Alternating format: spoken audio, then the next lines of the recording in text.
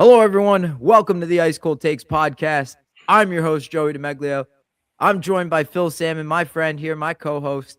And today, we're talking about the rumors of Artemi Panarin possibly being shipped out from the New York Rangers.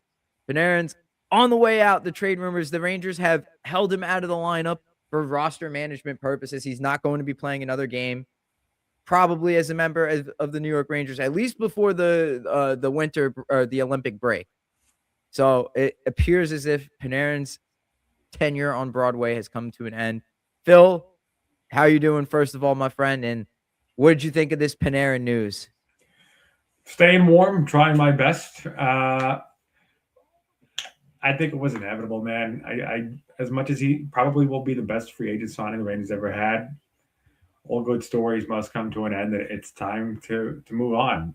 Uh, I think you might have just mentioned half the league wants him. He's still a really good player, still a puck, a point machine. Granted, not as much as he's been in the past. Probably also due to the talent around him, but he's still a high level player, and we can catch him in for some pieces and do right by him. Obviously, he gets to control his destiny, so I think it's a mutual understanding that has to happen. Yes. He's still producing. He's still producing pretty well. 57 points in 52 games this year. I got to give this guy, give him some props. I know he didn't come through in the playoffs for the Rangers. He faced a lot of criticism in that regard, understandably so. But in his time with the Rangers, 482 games played, 205 goals, 402 assists for 607 points, 68 plus 68. He had 158 even strength goals, 47 goals on the power play, 25 game winning goals. The guy was, if you needed him to shoot, if you needed him to score, he was there for you. 14.7% was his shooting percentage with the Rangers. The guy was great. I mean, well worth the 11.5 or whatever the contract was, 11 plus $1 million that the Rangers signed him up for the 7 years. He delivered in every sense of the word. Like, you could not ask for more unless you were talking about the playoffs. But as far as regular season goes, the best free agent signing in Rangers history, far and away. I think the most impressive thing for me is his multi-point games. I always noticed that. I always said that when from the time he first put the Ranger jersey on, that the amount of times he could score multiple points in a game, that's hard to do at the NHL level, but he did it so consistently. It was insane. Let's see with the Rangers. Hang on a second. Multi-point regular season games. Is there a way to track this? I want to see like how many he had. Someone You're the has it. statistician. You're the statistician over there. You Yeah. always find them. Yeah, I don't know. What's up, Matt? Matt, can you find me how many multi-point games has Panarin had as a Ranger? You're getting Or ask deputized, that Matt. boy Steven. Matt's my boy here. But the guy was insane. Like, there was a time where not even like 3 years into his contract, I was saying like the Rangers should retire Panarin's jersey twice because of the amount of like 2-point games that he would have. Like, it doesn't seem like much, but really it is. Like, you have a guy like that contribute every single night. I mean, that's the guy you want as part of like your franchise moving forward. Like, the Rangers need to find a way to get another Panarin, right? But the difference is someone that could produce at the playoff level, not disappear under pressure. So whoever they trade him for, I hope it's someone that becomes Panarin. All right. So moving on to, before we come back to Panarin in the trade rumors, we will circle back to that. Carson Soucy, Rangers defenseman, did get traded. And surprisingly, he got traded to the Islanders, the New York Islanders of all teams. So Chris Drury shipping him to a crosstown rival in exchange for a 3rd-round pick. Phil, what'd you think of that? Trading him to a crosstown rival. I don't love it. I have to get this out of my mouth because it's been sitting on my tongue. Fuck Chris Drury. I'm done with him. I've kind of had it with him, and it has nothing to do with the Soucy trade. Soucy, it's not I don't really think it's going to end up biting them in the ass. I don't think it's neither here nor there, but just in general, I mean, uh, like it's gone nowhere. He's depleted the assets. I mean, hasn't developed a single pick. It's just what has he done? And most of the decent roster building foundation was done by Davidson and what's his face Gordon before him. I mean, all he did was mortgage the pieces into the middle of the table and go trade for Kane, Tarasenko. Like, he just has not made a Done anything. sustainable Yeah. organization. Yeah. Dude, you're preaching the choir here. Welcome to the club. And so I just had to get that off my chest. Yeah, that's right. Fuck Curry, It come on, feels Joey, really good join on in. this cold Yeah. Friday night to even be cold blooded and he could go scratch his ass. But yeah, the Susie trade, I don't think it's going to be significant much. I don't expect it to be, but of course he scores a goal last night against the Rangers because I don't know what the odds were on that, but I probably should have bet it because it was going to happen. I'm surprised he didn't get a hat trick because that's how the universe works these days. Panarin has 173 multi-point games as a Ranger. Wow. That's crazy. Wow. That's over 2 seasons worth. Oh my God. That's nuts. Man. Yeah. That's not, I did not think it was that many. But yeah. Fuck Chris Drury, man. Like there is a very real possibility. Phil, do you remember a couple weeks ago we were talking about the possibility, like, the retool. We're talking about how the Rangers at the very least needed to avoid another McDonough Miller situation where they trade both of them in the same deal. There's a very real possibility that the Rangers could do that again, right? Like they could package Panarin and Schneider in a deal because there are so many teams that need a right-handed defenseman. I talked about this on Nick's channel, on CJet's channel with Matt and Evan. The right-handed defenseman. Did you guys see like what Rasmus Anderson got in the trade? That was an insane haul for Calgary.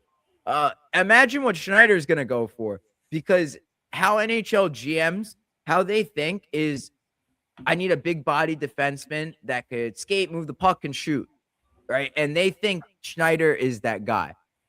Many teams have called and asked Chris Drury for Schneider's availability in the past, so I don't think that will change now. I think so many teams will be in on him that you might be tempted to say, all right, let's throw him in a deal and get more value back, get as much as we can back out of Panarin.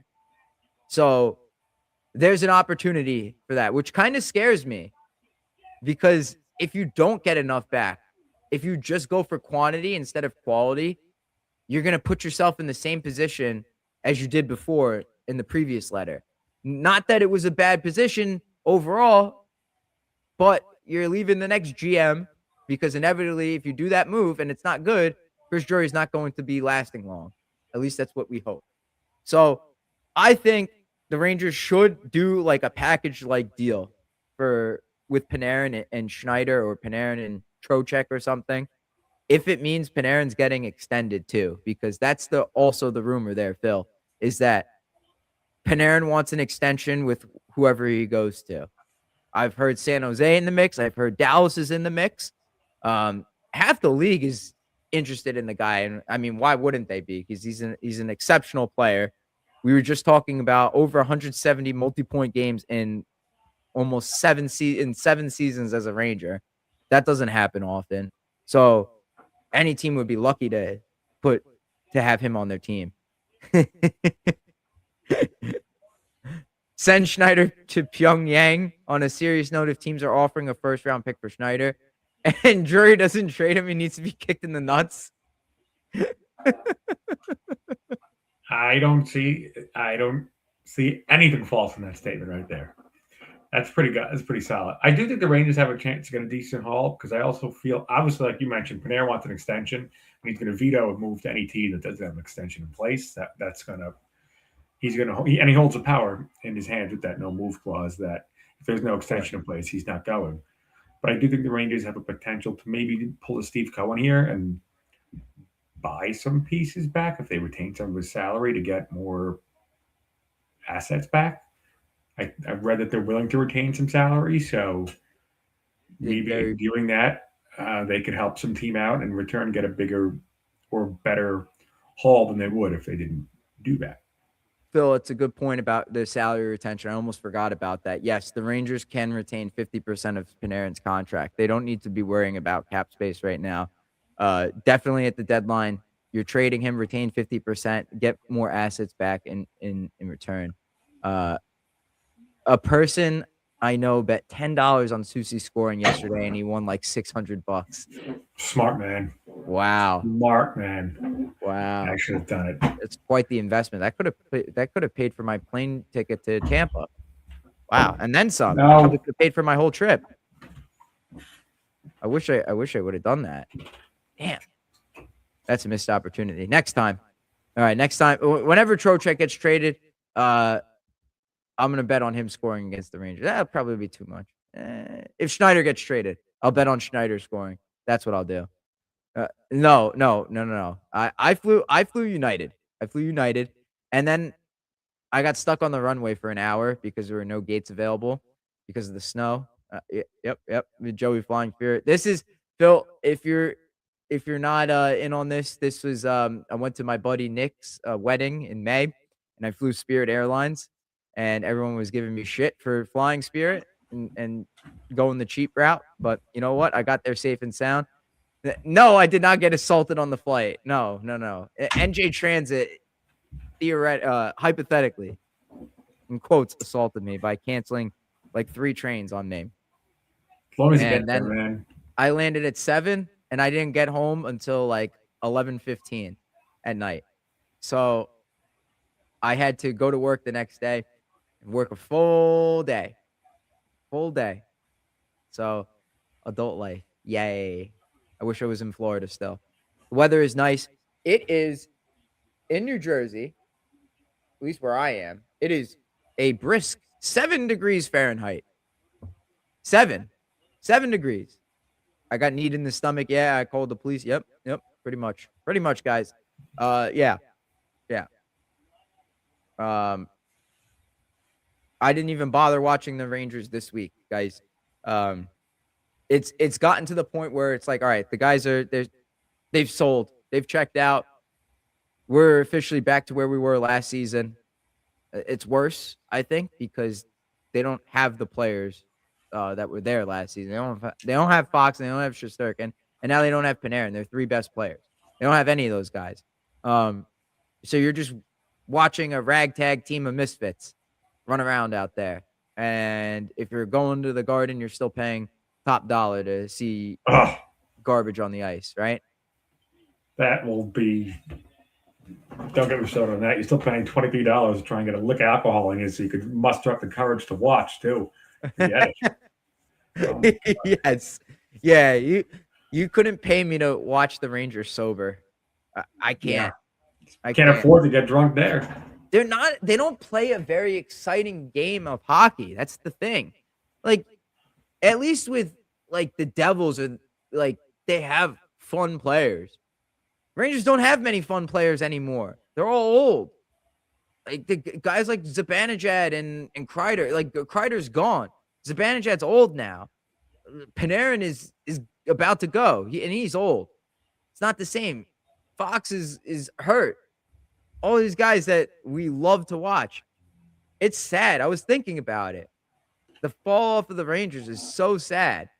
I never really sat back to think about it because I was like too caught up in like what was going on here and now. But if you really think about it, the Rangers had a decent window with the rebuild, a decent competitive window, right? With 22 Rangers, they were a fun team to watch. 23, 24 Rangers, they were a fun team to watch. Even 22, 23 was a good time. I know it didn't end the way we wanted it to, first round exit, but still, they had fun teams. Like the games were exciting. Now, like past couple of years, it just seems like the Rangers are just boring. I'd rather watch another team. Of course, I'll never root for another team, The Rangers are my ride or dies, of course. Can't fall off when they were never on. Mm, they were on. They were on for a little bit. 23-24. Oh, we got a Kings fan here. Hope Panarin's coming over. Yeah, I mean, those Isn't West Kopitar Coast teams. retiring? So he could, kind of replace that. Am I right on that, or am I making that up? What's that? Isn't Kopitar retiring, or who's retiring for the Kings? I think Kopitar. So Yeah, he could and this should be maybe Kopitar's last season. be his replacement, or at least Well, production-wise, fill some of production, that in. maybe. Well, I don't know what the Kings can offer. I think they have a few good players. Hey, how about the Rangers package Panarin and Braden Schneider, and the Kings give us Grant Clark. I mean, I'd be over that. I If that's a starting point, yeah, I'll take that. Give me Grant Clark, a first round pick, and give me a couple prospects, something like that. You get to extend Panarin too. You get to keep him. But I don't know. I don't know if you're a Kings fan. I don't know if that's Panarin's the guy you want because it seems like the Kings can't get out of the first round in the playoffs. So adding a guy that's not known for his playoff performances seems like a redundant move. Just saying. Lafreniere for Lafreniere, Laferriere. Yeah. I'll take the better laugh. Watching the Rangers is like watching a rookie game as if the players just met each other. Yes. It's actually such a valid point. There's hardly any chemistry on the ice. It really isn't. I mean, if there's a reason to watch, it would be to watch Gabe Perreault, Othman, or like Scott Morrow, or any of the younger guys. They should be calling up Berard. I don't know why they haven't called him up. What are they holding on to him for down there? Just let him play. I don't get it. Evan says Green Tree, Brewstowitz, and a first round pick. If it's just for Panarin. Matt says there's more coordination from a drunk beer league team. And Berard did play last night. Okay. Well, they should play him more then. Damn it. They should play that kid more. That guy has juice. He's like the one exciting player the Rangers have. Like there's decent players in the organization, like Cooley. Yeah, Perreault looks like he could be something now. He's starting to score some goals. I like the way he's good. He's a really good passer. He had a beautiful pass the other night, like a nice saucer pass. I think it was to JT Miller, and he had a one-timer. That was a nice goal. Couple goals in the Ottawa game a couple weeks ago. But they got to keep giving that kid some more run. I saw they put him out with the empty net yesterday. Guys, I think Trocheck, Schneider, Lafreniere, all those guys should get traded. Then it's not a retool. It's a rebuild.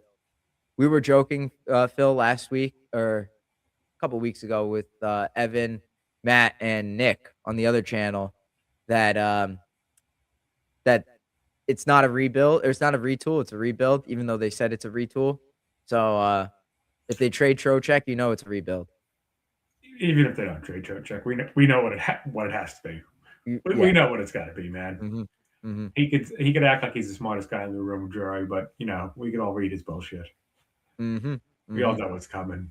You know what I pointed out? I didn't point out when we did our show a couple weeks ago was that I love how in the letter Drury mentioned like thanks to key injuries to our players.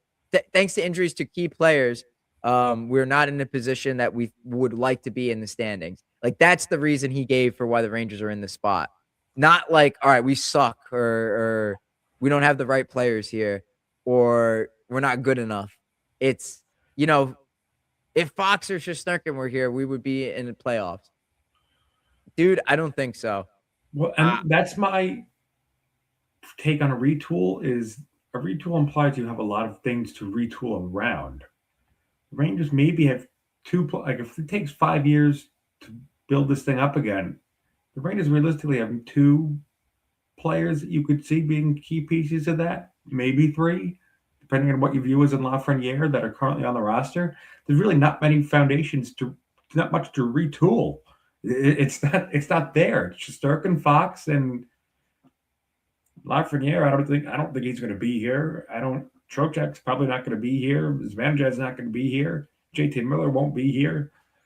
What are you retooling? So we think. So we think. It doesn't seem like JT Miller wants to go anywhere. I mean, I'm As talking about a couple of years down the road. yeah, When this team would be ready to contend again, he's not going to be here. yeah, yeah. Not Which, likely. which is why they should try and convince him to move now. And that's where I don't understand. Like you should be trying to entice them to move out. That kind of surprises me that Miller doesn't want to move because he wants to win. I Like think it's just that kind also personal level, like moving so much. You just moved here, you're going to move again. true. I don't know why they ever named him captain. That just makes no sense. But I Yep. get his personality traits, but they just you name somebody captain, it's a revolving door. You know it's Dude. a matter of time Yep. before they're out. It just didn't work out. It just didn't work out. It was not the right pick. And the Rangers haven't gotten the captaincy pick right 2 times in a row now. It's ever since McDonough left, they haven't had that leader. They haven't had the leader. To me, this all goes back to Zuccarello. I think the Rangers should have never traded Zuccarello. That should have been the guy they held on to. None of the other guys that they held on to. Like, they could have traded Kreider. They could have held on to Zuccarello. Zook was the man. I think he could have been a future captain. But no, they didn't want him. They didn't want him. Joke. I want to all right, so I want to do this. Yeah, I don't know why they traded for Miller again in general. Yes. Hartford lost 6-3 tonight. They lost 7-1 Wednesday. The stench permeates the entire organization. F. Chris Drury. Yes. Is that what I smell? Yeah. Yeah. I want to do like an ice cold take segment here. So I want to come up with this is good for everyone in the chat too. What's your Artemi Panarin trade proposal? I keep seeing San Jose is really interested in Panarin, and Panarin only wants to go somewhere where he could sign an extension, and he would want to sign with San Jose. Very exciting team. They have a lot of young talent there. Lots of good players there. Defense, I think, is a little weak. Goaltending, same thing, but their offense, they got some talent. I mean, Celebrini and Smith, killing it. Imagine Panarin there. That would be a good combination. Like a line of Celebrini, Smith, and Panarin. Ooh, that's deadly. Don't know how they'd perform in the playoffs. You have yet to see Celebrini or Smith come close to that just yet. What I said before from LA would be the return I want. If it's to Washington, Cristal, Hudson, and a first. To me, I would package Panarin with Schneider. I think teams with cap space would really like that, especially a team like San Jose.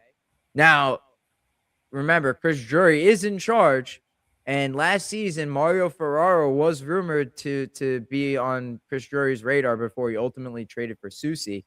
I hope Drury wouldn't get tempted to include Ferraro in a trade because I don't think he's the defenseman the Rangers really need right now, or ever. I think if you could find a way to pry William Eklund or one of their prospects, I think his last name is Musty from the Sharks, plus a couple first-round picks, I think that could be a very, very good offer for the Rangers. I think the Rangers should be going for quality, not quantity. Phil, we saw in the previous regime with Jeff Gorton and John Davidson, the Rangers went after quantity. They went after many first-round picks and tried to draft their own prospects instead of acquiring prospects from other teams. They got a handful of them, but most of them didn't pan out. Like Brett Howden didn't pan out for them. Nemestikov didn't pan out. Libor Hayek didn't pan out. They did. Rykov didn't pan out. They did get Ryan Lindgren from the Bruins in the Nash trade. That one did work out. But what are your thoughts? What would you like to see the Rangers go out and acquire for Panarin? So I don't know other teams' asset pools very well, so I can't tell you a specific player I would want. Um, but young pieces is what I'll say. I don't know asset pools enough in hockey to say Yeah.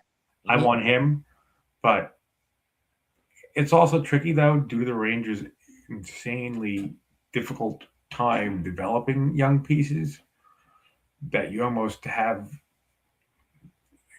I have no hope that they can get young pieces that will turn so into difference makers. so But let me rephrase the question then. So like would you prefer it if the Rangers, instead of going after draft picks, would you prefer it, because this is what it sounds like you're saying. Would you prefer if they went after other teams' prospects? yeah, that's generally yes. That or draft picks. I mean, if the organization has players in mind they want to draft, getting picks in place to draft those players, or from a different perspective, to use in future trades.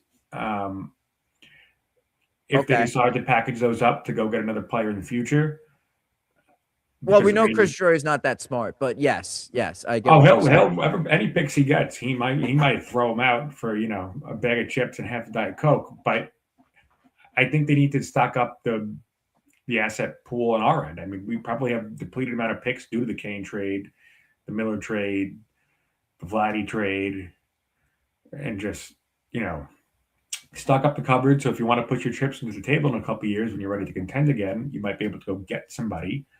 But Yes. yeah, generally I would take some prospects that we could, for the love of God, we actually have a very good coach in place, which if we can keep him around and let him develop some of these guys, see what he can do, see if he can buck the trend from the previous staffs and actually take some young pieces and overachieve for a chance. That would be, I was seeing that comment. I read today that Detroit would be a fit. Mm-hmm. There's somebody You there would that he put would really like to Panarin with play with. Kane again. I'm going to say there's somebody there he would really like to play with. But and do they still have the Brinket over there? Yes, they do. Yeah. So it's no, I'm sure Panarin would love Brinkett to is be a there. sneaky good player. He's so underrated, that guy. Yeah. Yeah, I'm sure Panarin's going to want to go there. Yeah. That's If they could, if I, the thing is, all right. So Steve Eiserman is like the guy you. I'll never forget this. Ryan Mead was on my show. He's the host of the Blue Shirts Breakaway podcast. So probably the top Rangers podcast out there years ago. And he said like there's a few things you don't do in sports. Is number one, you don't kick the Devin Hester. Number two, you don't talk on the phone with Steve Eiserman, because Eiserman always finds a way to fleece teams in trades, just like he did with the McDonough Miller trade. He completely fleeced Jeff Gorton in that trade. So that's my fear there, is that, if the Rangers call Eiserman, say like, hey, Panarin wants to go to you guys. What can you offer me? Or something like that. Or if Eiserman calls Drury, the other way, it doesn't matter. Doesn't matter. Don't get on the phone with him. Get off the phone. Um, I'm thinking like the Rangers come away with like a second round pick and like a B level prospect, and that's it. Eiserman hasn't been the same since going to Detroit, though. To be honest, I know. It's just I still think I just have that fear. Just it's in the back of my head. Then and then he extends Ben Sherratt. It's Ben Sherratt, famous defenseman who has terrible metrics and got traded for a first round pick at a trade deadline. Uh, yeah, yeah. NHL GMs can be stupid. I'm fully expecting Drury to mess up the return. I have no expectations.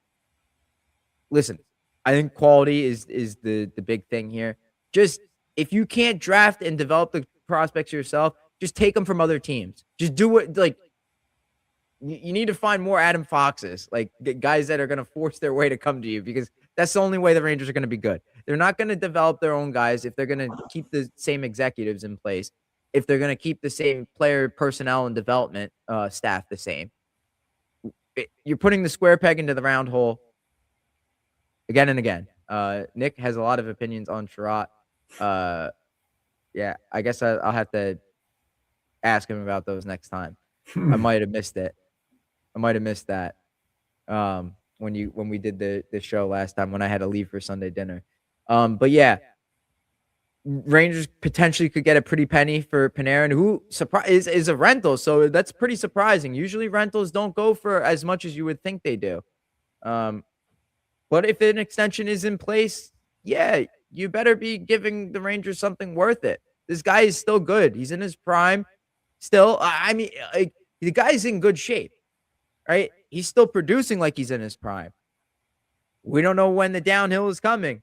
If he's a point a game player, you're still getting him at that price. So you shouldn't be offering less. You should be paying top dollar for this guy. No, I don't remember. I don't remember what you're talking about. You guys will have to fill me in after. I don't know what you're referring to. Uh, moving on, moving on. So enough Rangers talk. I want to sprinkle this in because I'm a Jets fan and I am very miserable. Sam Darnold is in the Super Bowl against guess who?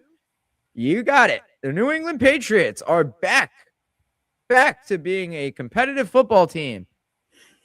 Oh, whoop-de-doo. I hate the Patriots. Yeah. I hate the Patriots so much. I can't stand them, Phil. Yeah. I can't stand them. I hate the annoying. Patriots. Why are they always so good? They have ownership. Look at the difference. I mean, their ownership. Look at Robert Kraft and then Woody fucking Johnson. That's all the difference you need right there. One guy cares, has a clue, hires the right people, surrounds himself with football people, doesn't make rash decisions, trusts what the football people have to say, and lets them do their thing. The other guy's Woody Johnson. It's just the guy can't get out of his own way. And this week, the rumor surfaced, yeah, we're going to bring in John Gruden as the offensive coordinator. Now, what in the world? Why would Woody Johnson do that? Did they He's planning to actually? fire. He's going to fire what's his face? I can't even think of his name right now. Aaron Glenn. He's going to fire him and then have John Gruden in house to just promote from offensive coordinator to head coach, whether that be midway through this season, next summer. Just a Now, revolving door. if you're gonna fire your head coach after 1 year, you better be getting someone like Vrabel. What the Jets should have done was fired Glenn to hire John Harbaugh. Okay, he goes to the Giants. So now the Giants are gonna be good next year, and I'm gonna be crying because my team sucks, and everyone's gonna be laughing at me. Oh, I'm so sorry you're a Jets fan. Wah, wah. Story of my freaking life, man. 2011, Foxborough. Can't wait. Top of my life right there. I'll never get that moment. Sam Darnold's in the Super Bowl. I'm happy for him. I really am. I hope he wins. I hope he kicks the Patriots' butts. I really do. I hope he wins Super Bowl MVP. I should bet on that. I hope so. Guy was they failed him in New York. They failed him with the Jets. Minnesota was a bunch of idiots letting him go for JJ McCarthy. And their GM lost his job for that today. Oh yeah. He got fired. Yeah. And you know what's also crazy? The Seahawks are about to get sold too. I did see that today. Right after the Super Bowl, they're going to get sold. I guess Strike the Iron's hot, right? Yeah. Yeah. I hope they win. I really do. I really hope the Seahawks. But I mean, most importantly, I do hope it's a good game. I really do. I really do. The football playoffs have been really enjoyable, which has been awesome because I am struggling to watch hockey now with how bad the Rangers are. I don't know if it's the same for you, Phil. I know you got St. John's going on too. Yeah, I'm not a big NFL guy. I'm not going to lie. I think it's a product of the Jets have stunk for my entire adult life. But yeah, right now it's college basketball mode. Go Johnnies. That has been my life for the last since November 5th when they opened up the season. So it's usually Rangers, Knicks, Johnnies this time of year. Unfortunately, the Rangers have become almost impossible to watch. But they're on the laptop, not the second TV. yeah. That's facts. You know, on a commercial break, if you happen to just flip it over and check the score, but it's been brutal. Yeah, you know who's going to be on the main screen this year? The New York Mets. I got to give David Stern some props. Luis Robert and Freddie Peralta. I'm very happy with that. I'm happy with it. But it just seems to me, and I've had this conversation with my buddy, it seems outside of maybe another dominant starting pitcher, the two big holes on this team right now are a massive power bat and an elite closer at this bullpen. The two pieces we let walk. I was just going to say, imagine if the Mets had Big Meat Pete batting cleanup. It seems like those are the two pieces they let walk are really the two pieces they could be missing. Dude, you could have had a lineup of Lindor, Soto, Bichette, Alonso. Now you have Jorge Polanco. Who the hell is this dude? You ever see the meme with the dragons? Like, and it's like the two serious dragons looking at the camera, and then there's the goofy looking dragon. Well, that's Jorge Polanco. Yeah, it just seems like they rebounded well. Bichette's going to get on base. Soto's going to walk, get on base. Lindor's going to hit 270, get on base. Who's going to drive him in? Yeah. And you'll have somebody in Baltimore that's going to hit 35 home runs at a minimum and have 120 RBIs, and it so easily could have and should have probably been here. Big Meat Pete. And the starting rotation now is better. They're still probably missing an elite arm, but they should survive better than last year. The bullpen, though. If McLean and Tong can become even better this season, if they could take a step forward. You remember in like 2015 when the Mets had like all those pitchers? They had Matt, Syndergaard, Harvey, DeGrom. Like they put all their hope into those guys and they all delivered. If they could come through similar to that, where it's like, all right, they become who we wanted them to become, then the Mets will be cooking. Then you don't need you might not need to acquire another starting pitcher because you already have it. But who's closing games? You got to hope Devin Williams is really good. That's it. You got to hope. You would have known Diaz would be in there to slam that fucking door shut. I'm not disagreeing with you, Phil. I'm right there with you. Diaz bothers me more than Pete because of the contract. I get not wanting to pay Pete $150, but we let Diaz walk over $3 million, or he left because of something, and it was the money-wise was $3 million. I get, he wanted to go to LA and win, and Hefner got fired and didn't like them bringing in Williams without his approval. But we could have just said, what would have got him here despite all that? An extra $10 million. And he would have just walked right back. All of a sudden, all problems go away. Alvy, breakout. We'll see. He's got to get some plate discipline. We have some believers in the chat. We have believers in the chat. They don't need respect. Ryan Lambert and Dylan Ross will be up here soon. We got Benji, Clifford, Ewing, and Reimer on the way. Listen, Christian Scott will close games. It's cool. Scott, that's right. I forgot the Mets had him. But isn't he going to be out this year? I think he'll be back. If Minaya and Sang could gain a little bit of, old form, I got to imagine that Clay Holmes is going to go to the bullpen. I don't know because he struggled in the bullpen with the Yankees, Clay Holmes. You know who the Mets just signed?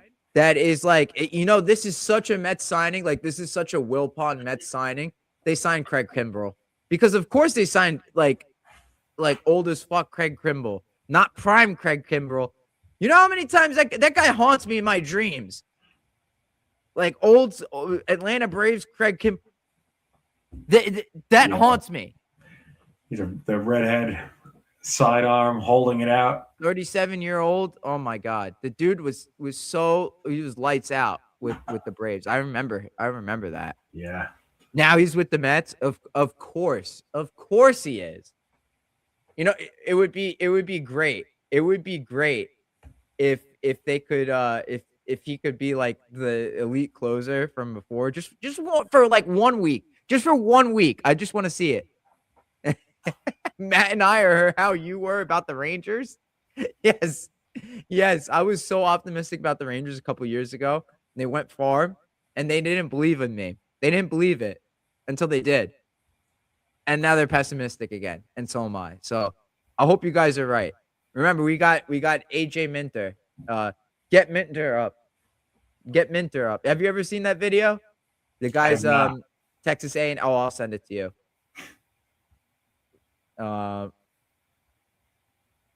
87 to 90 games. That's it.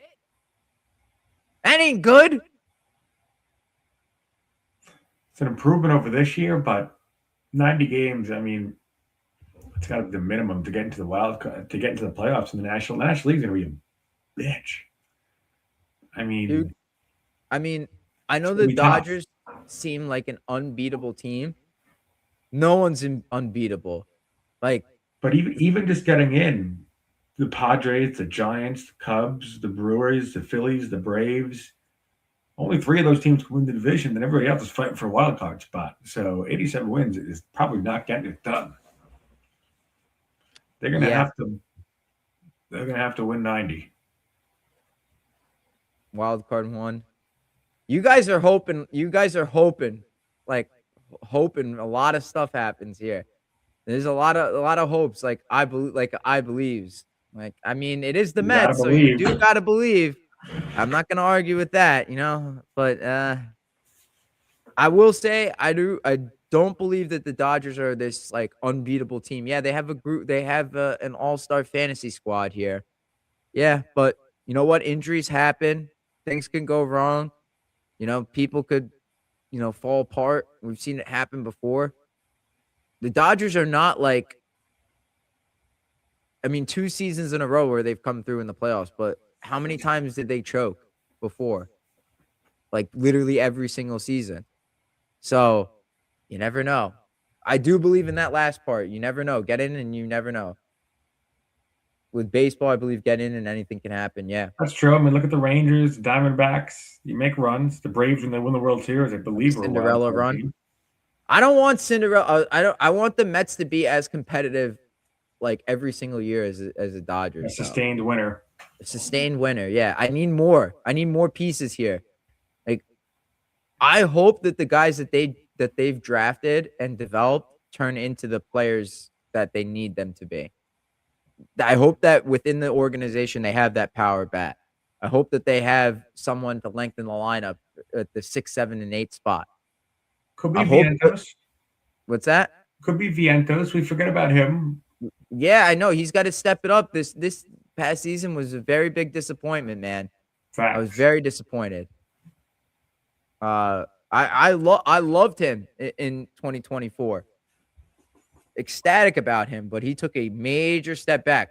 I hope it has a lot to do with Eric Chavez, and I hope whoever replaced him as hitting coach does a really good job this season with everybody. Alvarez is expecting big things from him because he was once a very, very highly touted prospect. He's got a lot to prove. Vientos, again, has a lot to prove. If the Mets are holding on to Beatty, again, first-round pick, he has a lot to prove. We'll see what happens. But yeah. Any final thoughts before we wrap up the show here, Phil? Not really. I'm thinking the next time we're on here, the next time I'm able to get on here, we'll have to discuss some trading halls. See what happened. Well, I don't know. Fill me in on the timeline. I guess I'm not with the Olympics. Is the deadline after the Olympics? The deadline will be after the Olympics. It's 1 week after. Let's get And the Olympic exact break date. starts February 7th? March 6th. March March 6th is 6th. the NHL trade deadline. Okay. And March 6th is a hang on. Friday. Thursday. Friday. Friday. Yeah. Yep. Yeah, And the NHL is competitive. The Rangers are at the bottom of the standings, so you got to tank for Gavin McKenna. Give me your first top 3 pick. If you could get a center, a top 3 center, a legit center, good. That's what they've This been guy missing. that they draft, he better be developed on his own, because Lord knows Rangers development, Tanner Glasses and Jed Ortmeyer aren't helping that kid. They're gonna teach him how to fight. All right, kid. Forget everything you know about playing two-way hockey. Drop the gloves and beat the crap out of the dude. That's it. That's all you need to be a good hockey player. I'm done helping you. Yeah, Rangers have been missing a solid top line center for the better part of 20 years, so that could be a start. All right. Well, Ice Cold Takes fans, I hope you guys enjoyed this episode. Leave a comment down below. Make sure you like the video, subscribe to the channel, click the bell for notifications. I'm Joey DeMeglio. That's Phil Salmon. Hope you guys have a great rest of your week. I'll see you guys next time.